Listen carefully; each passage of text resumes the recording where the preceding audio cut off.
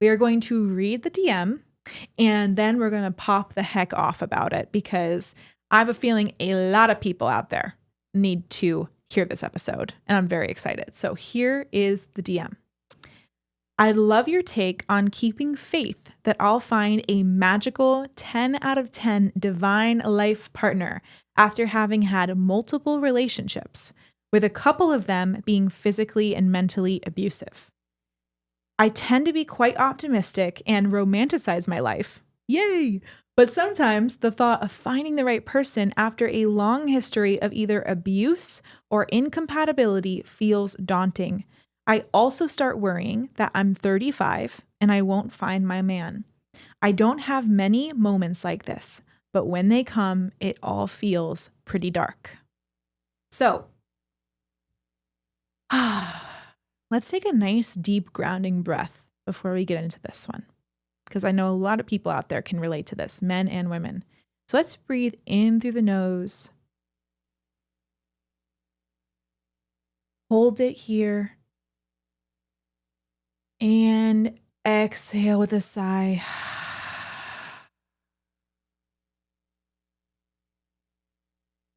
Okay. Let's hop right in.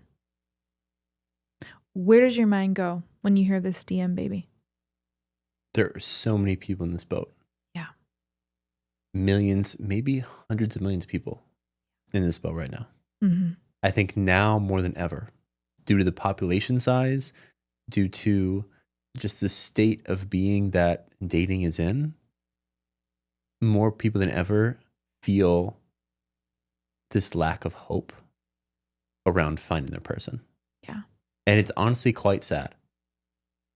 And we are doing everything in our power to make sure that doesn't happen for people. Yeah.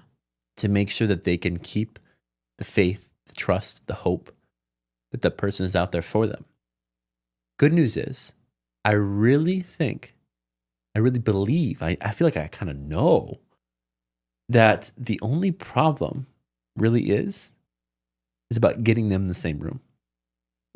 Because I know, hosting a men's community, that there are, of course, in the men's community, dozens, but just what I've seen throughout my life, and I look at the 8 billion people on this planet, there are millions upon millions, hundreds of millions, potentially 1 billion great men out there.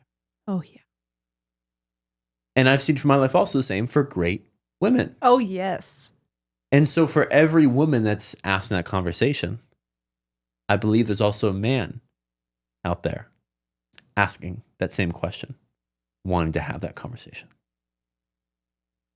And what that means is, if we have, let's say, 1 billion people over here and 1 billion people over here, some of them we're going to be able to put together.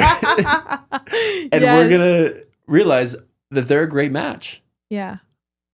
And so I would love today's episode to be talking about how we can instill that faith, that trust, that hope. And also, I think it's going to be very important, the tangible things people can do to actually set themselves up for success in the arena of love. I love that. What comes up for you as I say that? Oh, man. When I read that message, I was just really teleported back to the me of a couple years ago. I had these same thoughts swirling around in my head. I had so many moments where I was on the apps. I was going on second dates that I was not excited about. I've told that story before where like I was so nervous about a second date because I didn't like a guy so much that I was pacing around my friend's apartment like, I don't want to go on the date, guys. I don't want to go on the date. And they're like, Elle, what the frick are you doing? Like, really, can we just sit down and notice that you are going on a date with a guy you are this repulsed by? Why are you doing this? Why are you doing this? And I understand, like deep in my bones, I feel you.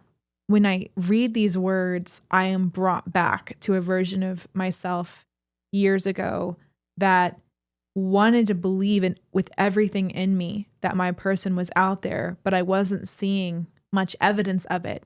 And so as the days went on and I'd be home alone at night with my pillow, trying to get some cuddles in with my little pillow and keeping myself warm and drinking my tea and taking my baths and being all in on the self-care and then being like, oh, one day my man will come. I know the phase you're in. I know it so deeply. I know how hard it is. I know it feels so hopeless sometimes. I know sometimes you're living in this world of like positivity and you're on the path. And then for whatever reason, you wake up and at 12 p.m. on a Tuesday, you just start crying because you feel so lonely. And you wonder, why haven't I found my person? I'm doing everything right. I'm putting myself out there. I'm opening my heart. I'm finding joy. I'm following my energy. I have hobbies. I have friends. I have a life that lights me up. Why? Where is he? If he existed, surely he'd be here by now. I know exactly the position that you're in. And I just want to extend like the most giant, loving, caring, warm hug to you because, oh man, what you did not see, because when we started this show, I had already found Cam and Cam had already found me, right? So what y'all didn't see is the pre-listen before love, okay? You didn't see the struggle before love, okay? And so I feel you so deeply. And we just want to validate all of these fears, all of these thoughts, all of these random, like the message said, they come out of nowhere and you feel really positively for most of the day. And then there's a sneaking thought in the back of your head that says, will it ever happen for me? I want to believe it will, but will it ever happen for me? And the voice is quiet. It's sneaky. It makes you question yourself. It makes you zoom out and be like, what's all this even for? I used to be back at this time because I always knew the relationship I was meant for was going to be like a huge part of my life. I had that knowing since I was like a very young girl. I have mentioned this before, but I had visions of having dinner across from my partner and strategizing about business and helping him like see himself more clearly and activating certain parts of him and, sharing intuition on things. And I had visions about the relationship I have now. But for all of those years where I was in the trial and error of the fire of dating, right? And going on these dates and being like, oh, is this him? And then it was never him. I know how demoralizing that can feel, especially if you're a woman out there who always has felt like you were meant for big love. You were meant to be with a man with a lot of energy who was meant for a big vision in the world that matches your vision, your fire, your energy, your spirit. I was that woman who believed that but didn't see that and would question. And I just want to, in this moment, pour so much love into you that it's okay to feel the way that you're feeling. Feel it fully. Like every time one of these thoughts comes up, don't tell yourself, oh, I gotta be positive because, if I have this thought, it won't happen. Like, no, we need to feel that feeling underneath the thought fully for it to stop surfacing and stop bubbling up and driving our behaviors in some way.